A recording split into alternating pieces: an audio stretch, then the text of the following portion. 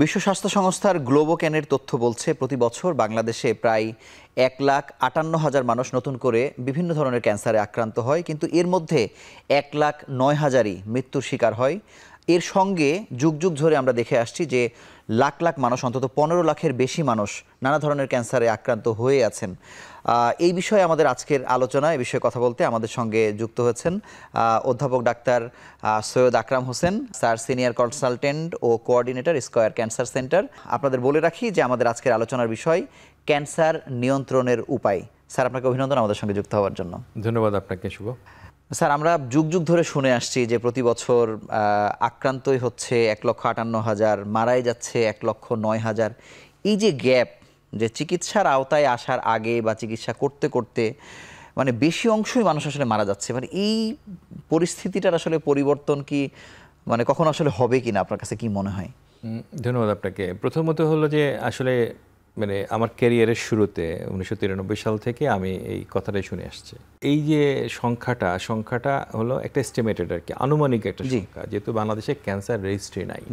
তো cancer registry যখন শুরু হয়েছিল ক্যান্সার ইনস্টিটিউটে, সেটা কিন্তু যেহেতু পূর্ণাঙ্গভাবে বা পর্যাপ্ত আলোর মুখ দেখে নাই, সেই কারণে ওই কাজটা কিন্তু অসমাপ্ত রয়ে গেছে, যার কারণে আজকে পর্যন্ত আমরা সাফার করছি, আমাদের কাছে কোনো ইনফরমেশন কিন্তু ওই অর্থে নাই। তো গ্লোবোক্যানের ডাটাটা হলো international agency for cancer research, এটা হলো ফ্রান্সের লিওনে, ওয়ার্ল্ড হেলথ অর্গানাইজেশন, একটা সাবসিডিয়ারি অর্গানাইজেশন।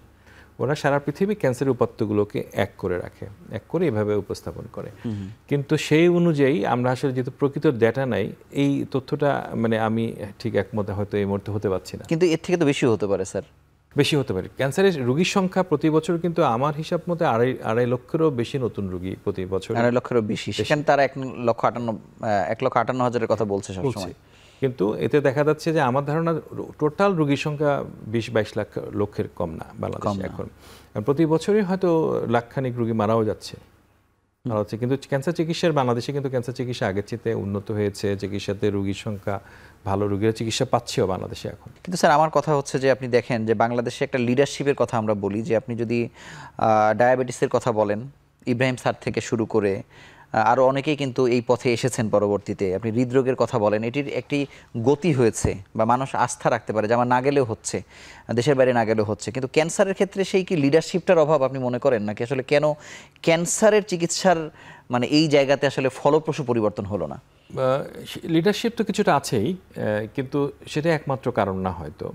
কারণ আমি যখন 93 সালে প্রথম ক্যান্সার ইনস্টিটিউটে কাজ শুরু করি, তখন কিন্তু বিশ্ব স্বাস্থ্য সংস্থাতে আমি প্রথম একবার আমাদের হাসপাতালের জন্য একটা কাজের জন্য গিয়েছিলাম। তখন আমাকে ওরা বলল যে ক্যান্সার বিষয়ে আমরা কোনো ফেলোশিপ বা কোনো কিছু করব না।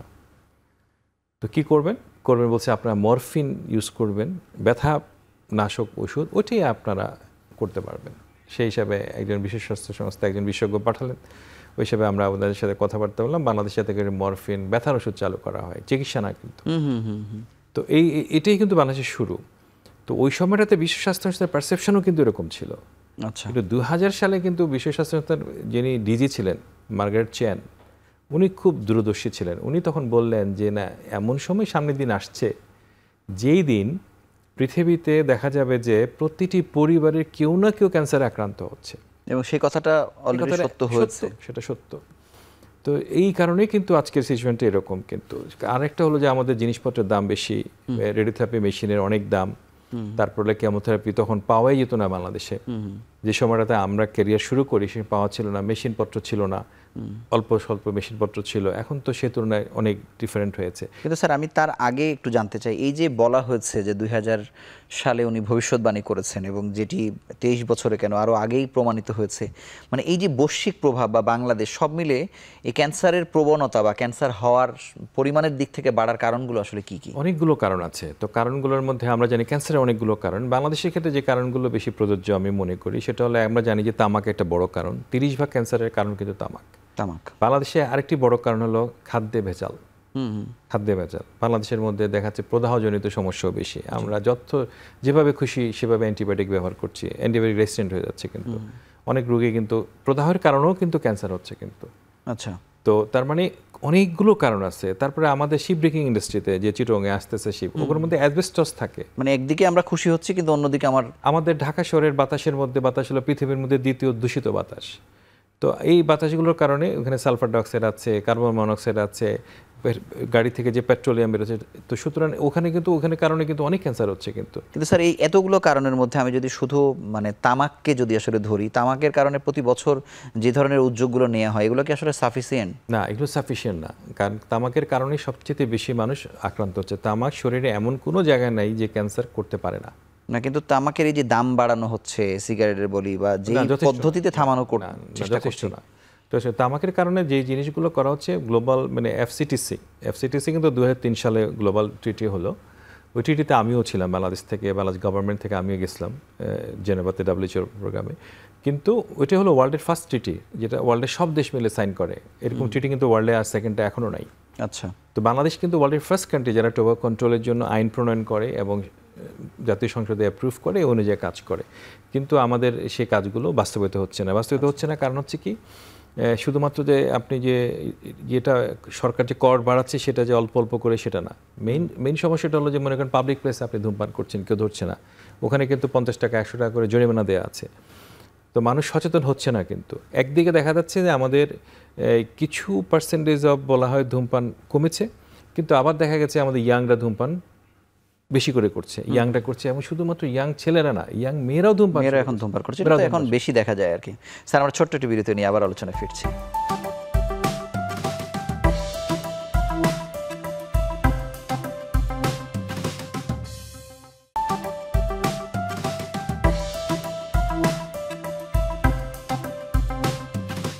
স্যার, এখন জানবো যে এই যে অত্যাধুনিক প্রযুক্তি বাংলাদেশে আসছে, আমরা দেখলাম যে স্কয়ারের কথাও যদি বলি, যে আপনারা ব্র্যাক্রিথেরাপি বা পৃথিবীর সব কিছু নিয়ে আসার চেষ্টা করছেন, কিন্তু মানুষের সাধ্য বা মানুষ কতটুকু আসলে এই অত্যাধুনিক প্রযুক্তির খরচের সঙ্গে তাল মেলাতে পারছে, বাংলাদেশের মানুষ কেমন, বা এই নাগালের বাইরে কিনা আসলে এই ক্যান্সার চিকিৎসার খরচটি? সত্যি কিন্তু নাগালের বাইরে। আসলে আপনি যদি তুলনামূলকভাবে ইন্ডিয়াতে দেখেন, ইন্ডিয়া কিন্তু কর্পোরেট হসপিটালগুলোতে সরকার জমি দিচ্ছে, যে তোমরা হাসপাতাল বানাও, জমি দিচ্ছে, এবং বলছে যে মেশিনপত্রগুলোতে আমি জেরোটেক্স করে দিচ্ছে, বলছে যে মেশিনে আমি হেল্প করব তোমাদেরকে মেশিন আনার ক্ষেত্রে, এবং একটা শর্ত দিচ্ছে, বলছে যে তুমি এই ভারতীয় রোগীগুলোকে তুমি কম মূল্যে সেবা দিবা। আচ্ছা। এবং সরকারি হাসপাতালে যদি দেখা যাচ্ছে যে জায়গা হচ্ছে না, বলছে তোমরা এখন এই প্রাইভেট সেন্টারে আধুনিক চিকিৎসাটা ওই প্রাইভেট সেন্টারে নিবা, কিন্তু একটা গভর্নমেন্ট একটা নির্ধারিত রেটে নিবা। আচ্ছা, নিবা। তাহলে এই যে জিনিসটা হচ্ছে, এটা আমরা বাংলাদেশে করতে পারি সহজে। কিন্তু কারণ যে কোনো প্রতিষ্ঠানই বাংলাদেশে যারা কাজ করবে তারা বাংলাদেশের অন্তর্গত, ওটাই। সেটা সরকারি প্রতিষ্ঠান হোক। টিকিটের ক্ষেত্রে আপনি আগ্রায় যান, ইন্ডিয়ানদের জন্য যা বাংলাদেশিদের জন্য বিদেশি হিসেবে যত বেশি, পার্থক্য কিন্তু অনেক বেশি। বটেই। তো এখন মনে করেন যে এই বাংলাদেশের সরকারি বেসরকারি এই শব্দটা আসলে রাষ্ট্রের কাঠামোতে প্রযোজ্য না। রাষ্ট্রের দায়িত্ব হলো সরকারি বেসরকারি বলে কোনো কথা নেই, প্রতিটা নাগরিকের সেবা প্রদান রাষ্ট্রের দায়িত্ব। কোন মাধ্যমে দিবে সেটা সরকার ঠিক করবে। স্যার, এর আগে আমরা শুনেছিলাম যে জাতীয় ক্যান্সার নিয়ন্ত্রণ নিয়ে এক ধরনের কর্মসূচি বলেন বা কোনো একটা গাইডলাইন বলেন, মানে সেটা সবশেষ কবে হয়েছিল? 2009 সাল থেকে 15 সাল পর্যন্ত এই সময়টাতে কিন্তু জাতীয় ক্যান্সার মানে একটা ক্যান্সার কন্ট্রোল স্ট্র্যাটেজি তৈরি হয়েছিল। ওটা আমি একটা ফোকাল পার্সন ছিলাম ওই সময়টাতে। ওই সময়টাতে এই প্রিভেনশনের ইস্যুগুলো ছিল, ভ্যাকসিনের ইস্যু ছিল, এবং মেয়েদের যে ভ্যাকসিন বা অন্যান্য ভ্যাকসিনগুলো, ক্যান্সার নিয়ন্ত্রণের জন্য কৌশলগুলো ঠিক করা, জিনিসপত্র অ্যাভেলেবেল করা, সরকারি বেসরকারি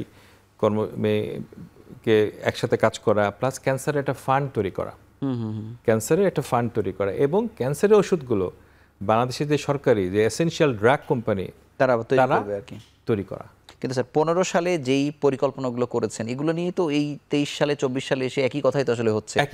কিন্তু সেই কথাগুলো বাস্তবায়নের কোনো মানে চিত্র বা কোনো ছিটেফোঁটা কি দেখা গেছে? মানে এগুলো আপনি যদি বলেন একটা বাস্কেটে বাস্তবায়ন না হয়, অল্প অল্প করে ভিন্ন ভিন্নভাবে বাস্তবায়িত হয়। যেমন ভ্যাকসিন দেওয়া হচ্ছে, গভর্নমেন্ট ভ্যাকসিন, সার্ভাইকাল ক্যান্সারের ভ্যাকসিন দিচ্ছে, কিন্তু ড্রাগের ক্ষেত্রে হয়নি। আমরা যদি এসেনশিয়াল ড্রাগ কোম্পানি যেটা বাংলাদেশ গভর্নমেন্টের আছে, যেগুলো এসেনশিয়াল ড্রাগ, ক্যান্সার কেমোথেরাপির কতগুলো এসেনশিয়াল ড্রাগ অফ লিস্ট আছে যেগুলো লাগবেই রুগীদের, ওই যেমন ওষুধ বিশেষজ্ঞরা কিন্তু বারবারই একটা কথা বলেন যে ইসেনশিয়াল ড্রাগে যদি আরও বেশি ইনভেস্ট করা যেত, তারা যদি জনগণের চাহিদার ওষুধ অর্ধেকও তৈরি করতে পারতেন, তাতে কিন্তু অর্ধেক বোঝা খরচ প্রতিদিনের জনগণের কাঁধ থেকে আসলে নামানো যেত।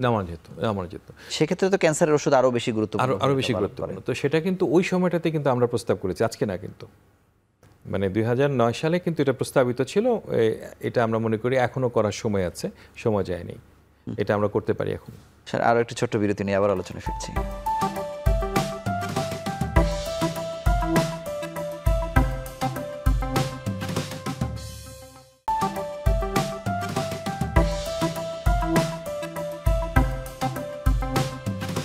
স্যার, পাবলিক প্রাইভেট পার্টনারশিপে ক্যান্সারের সেবাকে দেয়া, এটি নিয়ে আপনি সবসময়ই সোচ্চার। আমি যে কোনো প্রোগ্রামে দেখি যে আপনি এই একসঙ্গে কাজ করার বিষয়টি বলেন। এটি শুরু হতে পারে কিভাবে, বা এটি শুরু কেন হচ্ছে না, বা এই মডেল নিয়ে আলোচনাই বা কম হচ্ছে কেন? না, এটা ধরুন আমি আমার হাসপাতালের, আমি আমাদের ম্যানেজমেন্টের সাথে অনেকবার কথা বলেছি যে আমরা দেখেছি যে ঢাকা মেডিকেল কলেজে সাপোজ মেশিন নষ্ট বা জাতীয় ক্যান্সার গবেষণা মেশিন নষ্ট, তাহলে রোগীগুলো কোথায় যাবে? এই রোগীর তো চিকিৎসা দরকার, ক্যান্সার তো বসে থাকবে না।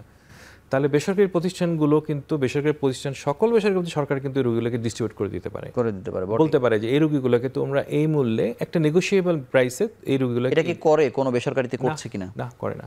মানে এই ধরনের কোনো আলোচনাই নেই? না, আলোচনাই নেই। মানে রোগী নিতে পারলে নিতে পারলো, না নিতে পারলে সে সেবার বাইরে থাকলো, তাই তো হচ্ছে। কিন্তু এটা করে দিলে মানে পরিবেশের, মানে পরিস্থিতি কতটা পরিবর্তন হবে? এটা অনেক পরিবর্তন হবে। মনে করেন একটা সাপোজ একটা হসপিটালের, মনে করেন আমরা এখন ক্যাপাসিটি 50% হয়তো ইউজ করছি, তখন আমরা 100% ইউজ করতে পারলাম। আচ্ছা, ওই রোগীগুলো সেবাটা পেলো হয়তো সরকারের সাথে একটা নেগোসিয়েশন করে একটা, মানে বেসরকারি যতগুলো সেন্টার আছে তাদের সক্ষমতা সবকিছু তারা ব্যবহার করতে পারছে না। আবার যদি রোগীর প্রেশারও বাড়তো, সে কিন্তু নিজেকে আরো প্রস্তুত করতে হয়তো, বা অন্যান্য ইকুইপমেন্ট কেনার কথা চিন্তা করতো। ইভেন সরকারি বেসরকারি সকল ক্যান্সার সেন্টারকে একটা ছাতার মধ্যে নিয়ে আসতে হবে। তো স্যার, এইটার ব্যাপারে আসলে প্রেশার ক্রিয়েট করার জন্য আসলে কি করা দরকার? না, এটা তো কিন্তু খুব কঠিন কাজ না হয়তো, মানে এটা যদি, এটা আমরা কিন্তু সবসময় বলছি, এটা স্বাস্থ্য মন্ত্রণালয় যদি একটা উদ্যোগ গ্রহণ করে যে সবাইকে নিয়ে মিটিং করে, মাঝে মাঝে কিন্তু মিটিং করে, যেমন ন্যাশনাল ক্রাইসিসে করে তারা, যেমন ডেঙ্গুতে করেছে, কোভিডে করেছে। কিন্তু এই ক্রাইসিসটা যেহেতু মানে হঠাৎ করে আসছে না, দীর্ঘদিন থেকে আছে, এজন্য ওই জরুরিয়াতটা আসলে হয়তো ফিল করছে না। কিন্তু সরকার চাইলে ইজিলি করতে পারে। কারণ একটি রোগে যদি সিংহভাগ মানুষ যদি চিকিৎসা শুরু হওয়ার আগেই যদি মারা যায়, তাহলে আমি যত প্যারামিটারেই বাংলাদেশকে এগিয়ে নিয়ে আসি না কেন, আমি হয়তো অনেক কিছু করছি আর কি, বাংলাদেশ অনেক সূচকে হয়তো ভালো করছে, কিন্তু এরা তো মানুষ আসলে। শুধু তাই না, শুধু এখন আপনার ইয়াংদের, যেহেতু আমরা খাদ্যের কথা, ভেজালের কথা বলেছি, আমরা ফাস্টফুড খাচ্ছি, আমাদের ইয়াং ছেলে মেয়েদের অনেকেরই এখন দেখা যাচ্ছে, অনেক ছেলে মেয়ের কিন্তু কোলন ক্যান্সার হচ্ছে, অনেক ছেলে মেয়ের কিন্তু একদম অ্যাবনরমাল। এবং এই ক্ষেত্রে কি খাবে, সেখানে চিনির ব্যবহার কেমন, লবণের ব্যবহার কি রকম, সঠিক খাবার খাচ্ছে কি না খাচ্ছে, এটিও তো আসলে ওই ক্যান্সারের কথা চিন্তা করেও তো আসলে সেদিকে নজর দেওয়া দরকার। স্যার, আরেকটা বিষয় একটু জানতে চাই যে এটিতে হলো যে আপনি কত রোগীকে আসলে চিকিৎসা দিয়ে আর মানে কোলানো যাবে, রাষ্ট্রই বা কতটুকু পারবে? প্রতিরোধের ক্ষেত্রে কোন কোন জায়গাগুলোতে আসলে আরো বেশি নজর দেওয়া? প্রতিরোধের ক্ষেত্রে আমরা জানি স্ক্রিনিং প্রোগ্রামগুলো অ্যাক্টিভ করা, শুধুমাত্র ধরেন আমরা সার্ভাইকাল ক্যান্সারের জন্য, জরায়ু মুখের ক্যান্সারের জন্য করছি, আমরা স্তন ক্যান্সারের জন্য ব্রেস্ট সেলফ এক্সামিনেশনের কথা বলি, আমরা তো প্রায় বলি কথাটা। তো এগুলো আসলে একটু মানে অর্গানাইজ ফর্মে করা, এটা কিন্তু অনেক টাকা পয়সার ব্যাপার না। আমরা একটা প্রস্তাব করেছিলাম যে আর্লি ক্যান্সার ডিটেকশন সেন্টার করা। এখন যদি আপনি চিন্তা করেন যে দিনাজপুরে একটা মেডিকেল কলেজ আছে, ওখানে আর্লি ক্যান্সার সেন্টার এর জন্য যেসব যন্ত্রপাতি বা জিনিসপত্র দরকার তা কিন্তু সব আছে। আমার এন্ডোস্কোপি আছে, সিস্টোস্কোপি আছে, ওখানে হিস্ট্রিপ্যাথোলজিস্ট আছেন, বায়োপসির ব্যবস্থা আছে, অপারেশনের ব্যবস্থা আছে, সব ধরনের ব্যবস্থা কিন্তু মেডিকেল কলেজটাতে কিন্তু আছে। কিন্তু এই সার্ভিসটা কিন্তু আমরা ইজিলি কিন্তু করতে পারি। তাহলে কিন্তু ওই জায়গাগুলোতে আপনি কোলোনোস্কোপি যাদের করা দরকার, মনে করেন প্রস্টেট ক্যান্সারের ডিজিটাল রেকটাল এক্সামিনেশন করা দরকার, বা ক্লিনিক্যাল ব্রেস্ট এক্সামিনেশন করা দরকার, এই রোগীগুলো যদি ওখানে প্রতি বছরই সার্ভিস কার্যক্রমটা চলতে থাকে, তাহলে কিন্তু সরকারের নতুন কোনো কাঠামো তৈরি করতে হবে না, ওই এক্সিস্টিং কাঠামো অঞ্চলও ভাগ করে দেওয়া যেতে পারে যে এই অঞ্চলের রোগীরা অমুক জায়গায় তারা সেবাটা নিতে পারে। স্যার, প্রাথমিক রোগ নির্ণয়ের ক্ষেত্রে সব ক্যান্সারের বেলায় তো আসলে নিয়ম কানুনগুলো অনেকটা কাছাকাছি। কিছু ক্যান্সার আমরা প্রিভেন্ট করতে পারছি, যেমন জরায়ু মুখের ক্যান্সার, এবং ক্যান্সারের টিকাও অনেকখানি, টিকার ব্যাপারেও কাজ চলছে, সেগুলো হয়তো আসলে আরও সহজ হবে।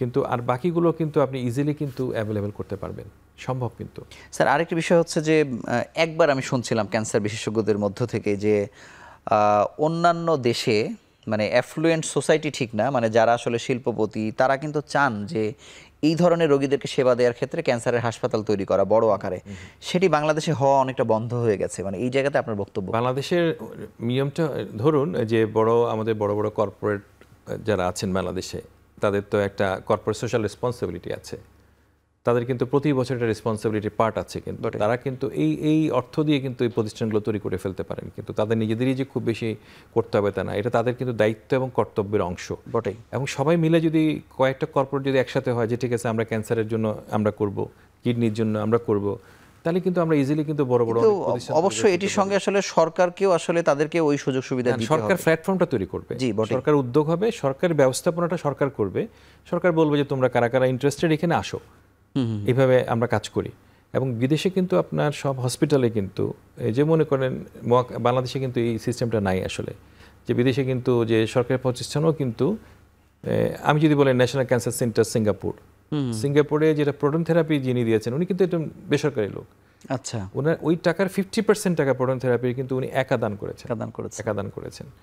তো এই কারণে মানে কোনোভাবে কোনো দেশের পক্ষে মানে মানে সেবা এইভাবে চালে মানে রোগীর ক্ষেত্রে দেওয়া সম্ভব না এককভাবে, কিন্তু অনেক কঠিন সরকারের পক্ষে দেওয়া, কিন্তু সবাই মিলে এগিয়ে আসলে কিন্তু সহজ।